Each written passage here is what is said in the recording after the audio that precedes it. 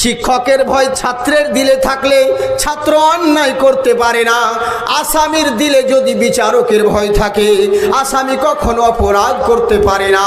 পুলিশের ভয় চোরের দিলে যদি থাকে, চোর কখনো চুরি করতে পারে না। ওস্তাদের ভয় শাগরিদের দিলে থাকলে শাগরিদ কখনো বেয়াদবি করতে পারে না। তো সেরকম যদি আল্লাহর ভয় বান্দার দিলে থাকে, বান্দা কখনো গুনাহ করতে পারে না। তাই আমার আল্লাহ রাব্বুল আলামিন বলে, বান্দা শোনো, ইয়া আইয়ুহাল্লাযীনা আমানু, হে ঈমানদারগণ, হে বিশ্বাসীগণ, ওই ভয় যেটা জিনিস রয়েছে, ওই ভয় কোনো মোল্লাকে দেখে করো না, ওই ভয় কোনো পুলিশকে নয়, ওই ভয় কোনো লিডারকে নয়, ওই ভয় কোনো কমান্ডারকে নয়, ওই ভয় কোনো গভর্নরকে নয়, ওই ভয় কোনো লিডার নেতা টিচার মাস্টারকে নয়।